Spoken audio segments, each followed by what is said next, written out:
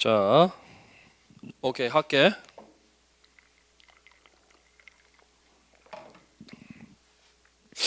자, 오늘 그 모의고사 풀이 한번 해보도록 하겠습니다. 1번. 다음에 여러 가지 경영학의 접근법과 그에 의해 개발된 기법의 연결이 바르지 않은 것은 과학적 관리법 차별적 성과급제 맞죠? 이건 이제 그 표준 과업을 정해놓고 임률을 2개 만든 거를 얘기하는 거죠. 인간관계로는 비공식 집단의 존재를 처음 밝혔고, 그렇죠? 호선 연구죠. 그 다음에 일반 관리론, 이거 페율입니다. 페율의 일반 관리론은 효율적인 조직 운영을 위한 관리 원칙 14개나 얘기했죠. 근데 이제 여기 4번이 틀렸는데, 이게 시스템적 접근법은 이때부터 이제 우리가 그 시스템 관점이 나왔는데, 이때부터 이제 기업은 오픈 시스템으로 인식하게 된 거죠. 기업하면 이게 이제 오픈과 클로즈드, 오픈 시스템인데, 이 두 개 차이는 뭐냐면, 이제 그 오픈 시스템은 환경과 교류가 있는 거고, 클로즈 시스템은 환경과 교류가 없는 건데, 뭐 당연히 시스템 관점이 나오면서 이제 기업은 오픈 시스템으로 인식이 되기 시작한 거죠. 그 다음에 이번에 지식 경영과 지식 경제에 대한 설명 중 바르지 않은 것은 말이나 글로 표현이 가능한 객관적 지식을 형식지라고 한다. 그렇죠? 누군가의 암묵지로 배우는 걸 이식화, 소셜라이제이션이라고 한다. 그렇죠?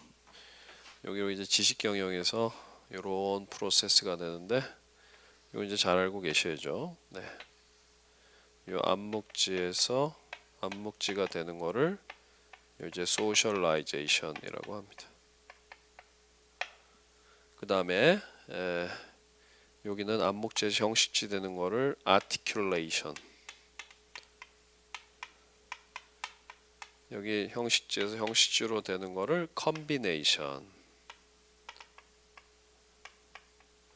그 다음에 이제 형식지에서 암묵지 되는 거를 그거를 인터널라이제이션 이렇게 얘기했죠. 네. 자, 그 다음에요. 그 다음에 이제 지식 경영은 암묵지를 형식지로 전환하는 것을 말한다. 그거는 아니죠. 예. 그러니까 이제 이게 지식 경영 그 자체인데, 이렇게 이런 그 지식들을 이렇게 공유를 점점 더 해서 이게 조직 전체에게 퍼뜨리는 걸 얘기하는 거지. 여기 암묵지에서 형식지 전환하는 거는 이제 뭐 아티큘레이션이지, 그게 지식 경영의 단어는 아니죠. 3번이 틀렸고요. 지식 산업에서는 수학 체증의 법칙이 통용될 수 있다. 그렇죠. 우리가 보통 이제 실물 경제에서 수학이 체감하게 되는데, 수학이 이제 뭐 게임이라든가 그 다음에 뭐 이런 소프트웨어 산업 같은 데 체증할 수 있다는 거죠. 그 다음에 3번. 다음 설명이 의미하는 것은 무엇인가? 기존의 업무 방식을 근본적으로 재고려하여 과격하게 비즈니스 시스템 전체를 재구성하는 것으로서 프로세스를 근본 단위로 업무 조직, 기업 문화까지 전 부분에 대하여 대폭적으로 성취도를 증가시키는 것. 이게 뭐 BPR, 리엔지니어링이죠. 비즈니스 프로세스 리엔지니어링 혹은 뭐 리엔지니어링 얘기하는 거죠. 아웃소싱은 그 뭐 조직 혁신 방안 중에 하나로 쓸 수 있는데 밖에다 맡기는 거고요.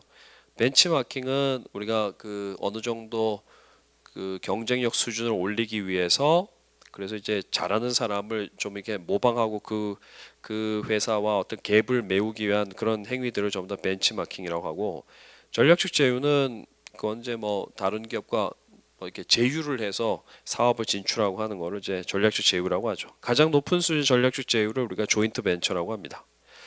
그다음에 4번은 뭐 쉬운 거죠. 매슬로의 5단계에 해당되지 않는 것은 제일 밑이 생리적, 안전, 사회적, 그다음에 이제 존경, 자아실현 이렇게 되니까 성장 욕구가 아니죠.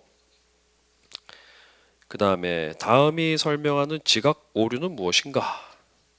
자신의 성공에 대해서는 능력이나 노력 같은 내부 요인으로 돌리는 반면, 실패에 대해서는 운이 없었다는 식의 외부 요인으로 돌리는 경향. 이거를 우리가 이제 뭐라고 하냐면 그 자존적 편견, 셀프 서빙 바이어스라고 합니다.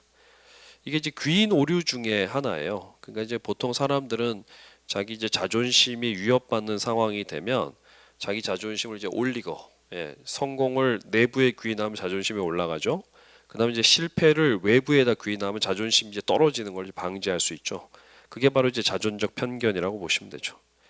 자성적 예언은 그 2번에 있는 자성적 예언은 그거는 그 누군가가 이제 간절하게 바라면 현실이 된다라는 건데 피그말리언 효과하고 똑같은 건데 여기서 간절히 바라는 거는 이제 자기가 아니라 타인이죠. 타인이 자기한테 이제 그렇게 간절하게 바랄 때 자기가 그걸 이제 실현이 되게 하려고 노력을 하는 거죠. 후광 효과는 한 면이 좋아 보이면 다른 것까지 이제 좋게 평가를 받는 거고, 근원적 귀인을 fundamental attribution error는 이제 보통 다른 사람의 행위에 대해서 귀인을 할 때 그 사람의 어떤 상황적인 면 이런 것들은 이제 우리가 몰라요. 모르니까 그 사람의 그 사람 자체에다 귀인하는 거를 근원적 귀인 오류라고 합니다. 6번 다음은 무엇에 대한 설명인가? 인간은 정보 처리 능력의 한계로 인하여 최적의 의사결정을 하고 싶지만 투입해야 하는 시간과 노력을 줄이기 위해 최적해는 아니지만 만족스러운 대안을 선택하게 된다. 이것을 우리가 뭐라고 하냐면 제한된 합리성이라고 하죠. 중거점 의존성, 뭐 손실 회피성, 민감도 체감성은 그건 이제 그 프로스펙트 이론이라는 게 있어요. 거기에는 그 프로스펙트 함수를 설명하는 세 가지 그 내용이 되겠습니다.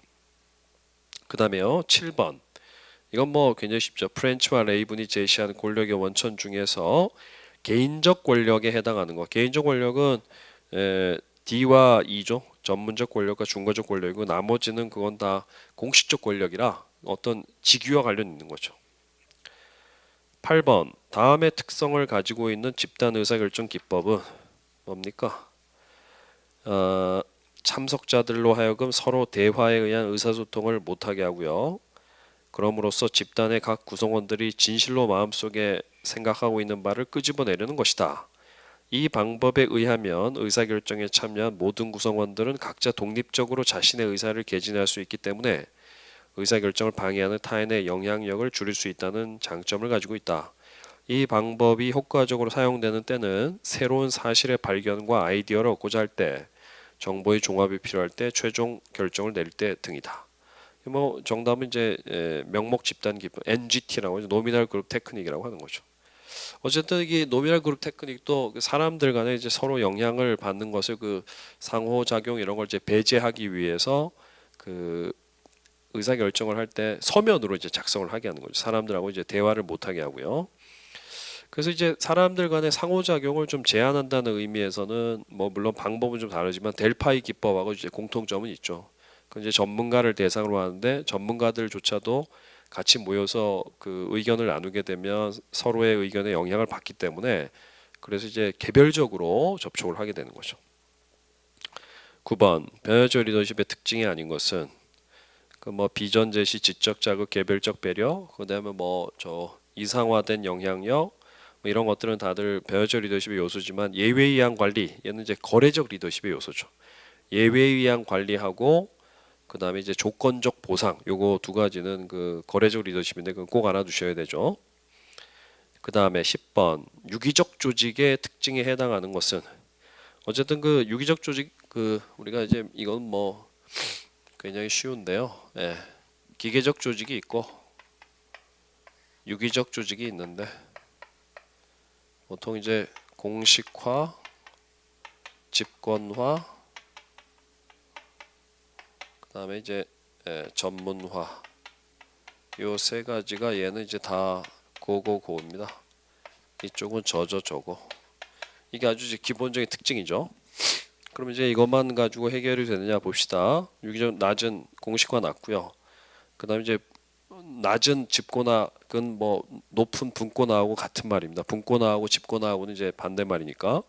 그다음에 이제 낮은 전문화. 근데 이제 효율성 극대화 그게 아니죠. 우리가 보통 기계적 조직의 효율성 극대화고요. 이쪽은 이제 유연성의 극대화죠. 유연성. 이게 틀린 거죠. 4번이 틀린 거죠. 그 다음에요.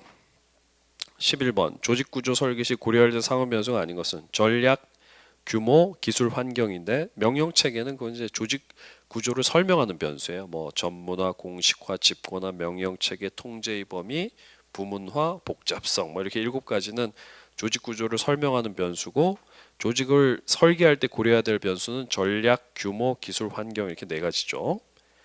그 다음에 12번 인사평가의 방법이 아닌 것은 1번이죠. 뭐 요소 비교법은 그건 이제 인사평가가 아니라 직무평가 방법입니다. 직무평가. 직무의 상대적 가치를 매기는 절차를 직무평가라고 하는데 직무평가 기법인 거죠. 네.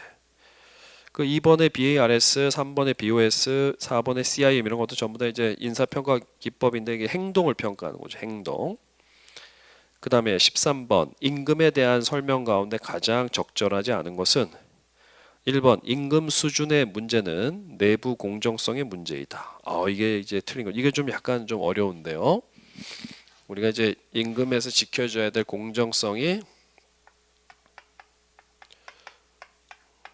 세 가지가 있는데 이게 외부 공정성이 있고요. 그 다음에 이제 내부 공정성이 있고 개인 공정성 이렇게 있는데 이 외부 공정성은 이건 이제 공정성을 비교하는 사람이 외부에 있는 거예요. 외부에. 그러니까 이제 요거는 요거를 이제 굳이 얘기하면 우리 뭐 임금 관리에선 임금 수준하고 이제 비슷합니다. 똑같지는 않고요. 임금 수준과 유사라고 합시다. 그 다음에 이제 내부 공정성 회사 내부에 있는 다른 직무 수행자들하고 비교하는 거기 때문에 이건 이제 임금 체계하고 비슷합니다. 임금 체계. 체계와 유사. 이렇게 보시면 되죠. 네. 그래서 여기서 임금 수준의 문제는 그건 이제 내부 공정성의 문제라기보다는 그건 외부 공정성의 문제라고 봐야 되는 거죠. 만약에 이제 내부 공정성의 문제는 뭐냐? 뭐 임금 체계라고 봐야 되겠죠. 이게 1번이 틀린 거고요. 연공급은 임금 체계 중에 하나입니다. 종업원한테 이제 임금을 나눠주는 방법인데 근소견수에 따라서 임금을 차등화하는 거 맞죠. 고과급은 그건 이제 그 인사 고과 결과로 사람들한테 이제 기본급을 올려주는 거라 그래서 이제 인사 평가 결과를 근거로 제공된다 맞죠. 그다음에 이제 성과 배분제 개인 쉐어링은 노동비, 재료비, 절감분의 일정 비율을 종업원에 지급한다. 그렇죠. 네. 그다음에 14번 포터의 산업구조 분석에서 산업의 수익성 혹은 매력도를 결정하는 5가지 요인에 해당하지 않는 것은 뭐 파이포스 모형에 5가지 있지 않습니까? 기존 기업 간 경쟁 강도 맞고요. 잠재 진입자의 위협, 그 다음에 여기 보완제 위협은 안 되고 이제 대체제의 위협이라고 해야 되죠. 대체제의 위협, 그 다음에 공급자의 교섭력, 그 다음에 이제 구매자의 교섭력 이렇게 5가지가 되겠죠. 그 대체제만 되고요. 그 보완제는 안 됩니다. 보완제. 네. 그다음 15번 전사적 수준의 전략에 해당되지 않는 것은 전사적 수준의 전략은 이제 그 우리가 사업부 조직 큰 대기업을 생각했을 때 저 회장 수준의 전략을 코퍼레이트 레벨이라고 보시면 되겠어요. 근데 이제 해당이 안 되는 것은 이게 3번인데 3번은 이제 그 이게 우리가 뭐 원가 우위 전략이라든가 이렇게 경쟁 우위가 2가지 있어요. 그래서 이제 경쟁 우위를 획득하는 방법에는 원가 우위가 있고 차별화가 있어요. 그 다음에 이제 시장을 전체를 공략하느냐 아니면 이제 일부를 공략하느냐 이렇게 돼 있는데 전체 시장에서 이제 원가 우위를 쓰면 원가 우위 전략, 차별화 전략, 그 다음에 이제 일부 시장 공략하는 게 통째로 우리가 이제 포커스 스트래티지라고 하는데 집중화 전략. 근데 이제 여기에서 그 핵심은 이건 뭐냐면 여기서 핵심은 이것들은 다 사업부 수준의 전략입니다. 이게 전사적 수준의 전략이 아니라 어떤 이제 사업부의 본부장이 자기가 만드는 제품을 시장에 갖고 나가서 경쟁자들하고 이런 걸로 싸울 거냐, 이걸로 싸울 거냐, 기 때문에 이건 이제 그 사업부 수준의 전략입니다. 전사적 수준의 전략하고는 좀 거리가 멀죠. 전사적 수준의 전략은 이제 회사를 뭐 키우려고 하는 뭐 이 전방 통합, 후방 통합이 합쳐서 뭐 수익적 통합이라든가 아니면 수평적 통합이라든가 뭐 다각화라든가 아니면 전략적 제휴라든가 이런 건 이제 전사적 수준의 전략에 해당이 되는 거죠. 그다음에요. 16번 마케팅 관리 과정을 올바르게 나열하는 거죠. 이게 이제 마케팅을 그 보는 뭐 이 전체적인 관점인데 이 제일 먼저 이게 마케팅에서는 고객 만족이 중요하기 때문에 고객을 만족하려면 고객의 욕구를 파악해야 됩니다. 그래서 이제 고객의 욕구 파악이 가장 먼저고 그다음에 이제 그 파악한 걸 가지고 STP 마케팅 전략을 수립하고 전략이 있으면 그 다음에 이제 마케팅 프로그램을 수립하고 그 다음에 이제 고객 관계 구축하고 이렇게 되는 4번이 정답이 되겠죠. 그 다음에 17번 볼까요? 다음에서 설명하는 가격 전략은 면도기와 함께 사용하는 면도날이나 즉석 카메라에 넣는 필름 등에서 면도기 카메라에 대해서는 가격을 낮게 책정하고 면도날 필름에 대해서는 가격을 고가격을 책정하는 거. 이걸 이제 우리가 뭐 종속 제품 가격 전략 혹은 뭐 포획 제품 가격 전략. 그러니까 이제 사람들을 쓰게 만들려고 이렇게 하는 거죠. 주제품은 싸게. 요건 이제 싸게 하고요. 그리고 이제 종속 제품은 요거는 이제 비싸게 하는 그것을 우리가 이제 종속 제품 captive product pricing이라고 하는 거죠. 근데 이제 요 뭐 우리가 최근에는 뭐 네스카페 커피 머신 같은 거 요건 이제 싸게 하고 이제 요 커피 캡슐 같은 거는 이게 이제 비싸게 하고 뭐 이런 것도 여기 들어갑니다. 뭐 프린터는 싸게, 토너는 비싸게 뭐 이런 건데 이게 서비스도 이런 게 있어요. 서비스에서 우리가 이제 요거를 기본료가 있고 그다음에 이제 이용료 이렇게 있는데 요건 이제 굉장히 싸게 해서 사람들을 이제 가입하게 만들고 요 이용료를 이제 비싸게 받는 거죠. 그래서 이제 이걸 우리가 뭐라고 하냐면 two part tariffs 이렇게 얘기합니다. 이걸 이중 요율 가격 뭐 이렇게 얘기하는데 요것도 이제 그 서비스에서의 종속 제품 가격 전략 혹은 포획 제품 가격 전략을 two part tariff이라고 합니다. 시장 침투 가격은 그건 이제 처음에 싸게 했다가 점점 비싸지는 거고요. 묶음 가격은 묶어서 싸게 파는 거죠. 다 묶어서 보완제에 대한 가격입니다. 스키밍 가격 전략은 처음에 비쌌다가 점점 싸지는 걸 얘기하죠. 18번 다음이 설명하는 것은 무엇인가? 전통적인 유통 경로의 대안으로 출연하였으며 유통 경로 전체가 잘 운영되기 위해 각 경로 구성원의 역할을 명확하게 할당하고 경로 갈등을 관리하기 위해 특정 유통 경로 구성원이 리더십을 행사하는 유통 경로 구조이다. 이게 뭡니까? 이게 뭐 수직적 마케팅 시스템인 거죠. 그렇죠? 우리가 이제 보통 뭐 제조 회사랑 도매상, 소매상 이게 다 따로 놀면 유통이 제대로 되지 않기 때문에 그래서 이제 이거 한 팀으로 좀 묶는데 뭐 이렇게 소유권으로 묶이는 기업형도 있고 그 다음에 계약으로 묶이는 계약형도 있고 아니면 그 중에 이제 힘센 사람이 경로 주도자 역할을 하는 관리형 VMS도 있고 그런 거죠. 이게 4번이죠. 그 다음에 우리가 그 19번에 주공정을 찾으시오 이렇게 되는데 이건 사실은 뭐 그 산수 문제입니다. 그래서 A부터 우리가 이제 어쨌든 여기 이 프로젝트 관리에서 제일 핵심은 A부터 K까지 다 끝나야 이제 공사가 끝나기 때문에 여기 이제 경우의 수가 우리 K까지 가는 게 A, B, C, D, I, J, K, A, B, C, D, G, H, J, K, A, B, C, E, G, H, J, K, A, B, C, F, G, H, J, K, A, B, C, F, H, J, K 이렇게 해서 경우의 수가 뭐 한 4-5개 있잖아요. 근데 이제 이거를 다 숫자를 더했을 때 여긴 좀 숫자가 좀 여러 개이긴 하지만 어쨌든 가장 긴 걸 찾아야 됩니다. 숫자가 제일 긴 거. 그래서 이제 제일 긴 게 뭐냐면 그게 A, B, C, D, G, H, J, K가 주경로가 됩니다.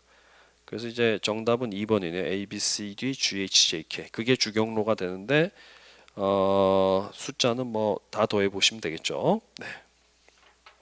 어쨌든 우리가 주경로가 이제 이게 뭐 크리티컬 패스라고 하는데 그러면 이제 왜 짧은 게 아니고 제일 긴 게 주경로냐면 제일 긴 게 끝나야 공사가 끝나기 때문에 제일 짧은 거보다는 이제 제일 긴 게 그게 이제 의미가 있는 거죠. 그다음에 이제 20번은 그 지수평활법 문제인데요. 지수평활법은 공식은 이렇게 됩니다. ft 플러스 1은 ft 플러스 알파 dt 마이너스 ft 이렇게 되는 거죠. 그래서 이제 이건 뭐냐면 이게 이제 ET예요. 이거 ET 과거의 예측이 초래한 오차의 알파. 알파는 이제 보통 1부터 0 사이 값을 갖는데 오차의 일정 부분만큼을 이제 다음 기 예측에다가 반영해 주는 건데 뭐 오차는 플러스 값도 될 수 있고 마이너스 값도 될 수 있죠. 근데 이제 여기 문제에서는 어쨌든 단순지수 평할법을 하는데 지난주에 라면 예측치는 22,000이었대요. 그럼 이제 여기가 22,000 플러스 그 다음에 이제 평활상수는 0.2 20%만 반영하라는 거고요. 그 다음에 이제 실제 수요는 21,000 아까 이제 22,000이라고 했죠. 이렇게 됐을 때 우리가 다음 기 예측은 얼마냐? 그럼 이게 요게 하면 이제 1000입니다. 1000. 1000에 마이너스 1000인데 20% 하니까 이제 마이너스 1000에 20%니까 200개죠. 그러니까 이제 22,000에다가 마이너스 200을 하면 되니까 21,800 이렇게 되겠죠. 그래서 정답은 4번이 되겠군요. 4번. 공식에만 그대로 넣으면 되는데 이제 공식을 여러분 외우실 때 과거의 예측이 우리가 이게 사실은 실제 수요가 21,000인데 예측치가 22,000이었으니까 우리가 이제 실제로 예측을 과다하게 했어요. 과다하게 예측을 했기 때문에 여기 이게 이제 마이너스 값이 나와서 그때 너무 많이 했으니까 요번에는 좀 빼줘. 이렇게 빼는데 어떻게 평활상수가 이제 이 오차의 20%만 0.2니까 20%만 다음 기회에 더하든지 빼든지 반영을 해주라는 얘기이기 때문에 오차의 반영 비율을 우리가 이제 그 평활상수라고 합니다. 그래서 21,800개 이렇게 계산이 되는 거죠. 어쨌든 공식을 외우실 때 과거의 예측이 초래한 오차의 일정 부분을 다음 기 예측에 그 넣어주는 기법이다. 이렇게 외우셔야 되겠죠. 그 다음에 다음 중 생산 공정 혹은 생산 프로세스에 해당하지 않는 것은 이거 뭐 올해 회계사 시험에도 나고 했는데 뭐 이렇게 단순하지 않고 한참 났지만 어쨌든 이렇습니다. 우리가 잡이 있고요. 잡, 그 다음에 이제 배치, 라인, 그 다음에 이제 continuous flow 이렇게 네 가지가 있죠. 근데 이제 이거는 여러분이 이제 정도의 차이를 좀 알아두시니 좋은데 어쨌든 뭐 아닌 것은 정답은 뭐 픽스드 포지션 뭐 프로세스인데 그런 건 없죠. 그건 이제 레이아웃이죠. 레이아웃. 픽스드 포지션 레이아웃. 그건 생산 공정이 아니라 설비 배치인 거죠. 요렇게 되면 이제 요건 소량 생산이고 요게 이제 요 밑으로 대량 생산이고 소량 생산이지만 좋은 거는 이제 고객화된 제품이고요. 여기는 이제 표준화된 제품이죠. 그렇죠? 그러니까 이런 거 감은 있으셔야 돼요. 그러니까 만드는 사람 입장에서는 대량 생산이 좋고 물건을 사 쓰는 사람의 고객화 좋은데 이게 이제 너무 많이 떨어져 있기 때문에 요즘은 이제 생산의 이상량이 이게 대량 고객화하는 거다라는 거죠. 양도 많으면서도 입맛에 맞춰주는 거죠. 그 다음에 22번 다음이 설명하는 것은 부품 혹은 제품들을 비슷한 특성을 갖는 것끼리 유사군을 형성하여 그것들을 생산할 수 있는 기계들을 그룹화하는 것이다. 유사군은 크기, 모양, 제조 공정 혹은 수요에 따라 형성할 수 있다. 목표는 비슷한 공정을 요구하는 제품의 집단을 형성하여 기계의 가동 준비를 최소화하는 것이다.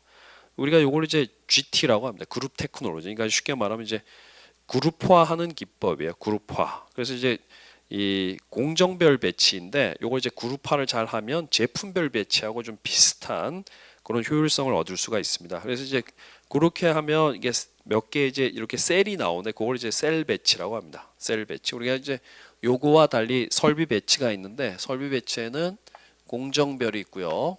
다품종 소량 생산을 공정별 배치, 그 다음에 이제 소품종 대량 생산을 위한 제품별 배치, 제품이 너무 크면 우리가 이제 위치 고정형 배치라고 합니다. 혹은 뭐 이걸 프로젝트 배치라고도 하고요. 그 다음에 이걸 섞어 쓰면 이제 혼합형 배치라고 하고요. 그 다음에 이제 새로 나온 게 이런 GT를 하게 되면 셀이 나오는 게 셀 배치라고 합니다. 셀룰라 레이어 이렇게 해서 설비의 배치는 5개가 있죠. 이거하고는 다른 거예요. 요건 이제 우리가 투입물을 산출물로 바꾸는 프로세스 얘기하는 거고 요거는 이제 기계를 어떻게 배치할 것이냐의 문제인 거죠. 그건 이제 레이아웃이죠. 23번은 뭐 이게 MIS에 아주 쉬운 건데요.